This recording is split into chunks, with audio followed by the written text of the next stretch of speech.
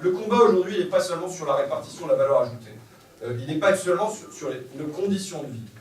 Il est d'abord sur la vie elle-même. Je pense que c'est pour ça que la lutte des classes va se durcir. C'est parce que l'enjeu aujourd'hui n'est plus nos conditions de vie, mais c'est la survie elle-même qui est en jeu avec les aspects écologiques. Mais par ailleurs, je pense qu'il y a un combat qui est sur le sens de la vie, le sens qu'on donne à nos vies. Est-ce que le sens qu'on donne à nos vies, c'est de travailler plus pour consommer plus, pour produire plus?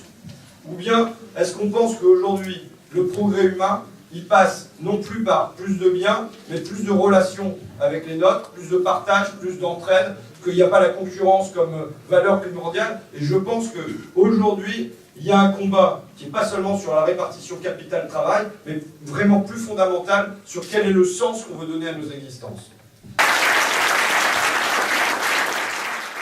Donc c'est pas François Ruffin qui est le Messie et à qui on va remettre des tonnes de dossiers et confier l'intégralité du champ politique. Je sais pas faire en plus.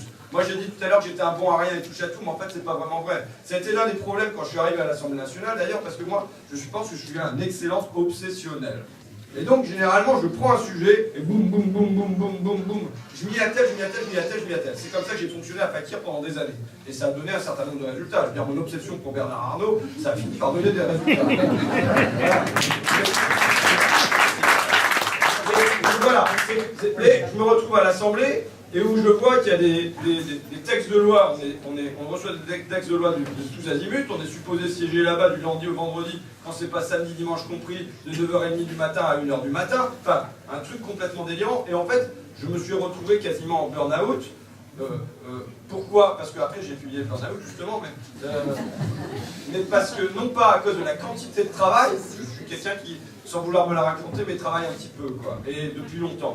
Mais en revanche, d'avoir perdu le sens de ce travail.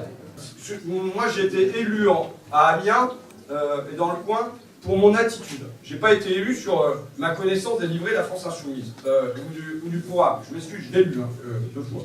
Je suis pas là pour être le Messie. Moi je suis là pour que demain vous ayez des François Ruffin, si j'appelle ça comme ça, mais enfin, qu'il y ait des gens qui émergent ici et qui soient portés à l'Assemblée nationale ou ailleurs, parce qu'il n'y a pas que l'Assemblée nationale qui émerge comme représentant, enfin voilà, c'est ça.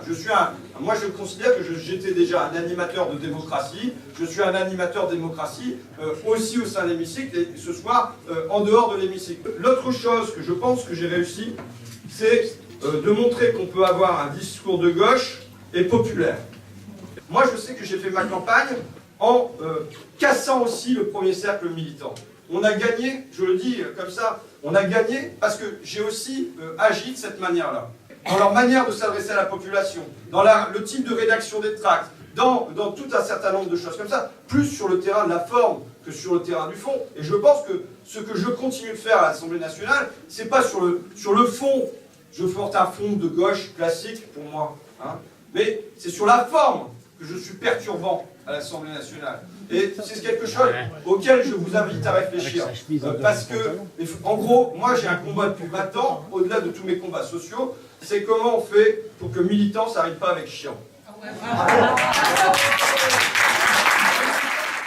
Si on veut conquérir les gens, il faut qu'on donne de l'appétit, il faut qu'on donne de l'envie, il faut que les gens se reconnaissent. Donc puisqu'on parlait d'artistes tout à l'heure, il faut trouver des formes qui conviennent à ce temps et aux gens qui nous entourent. Voilà.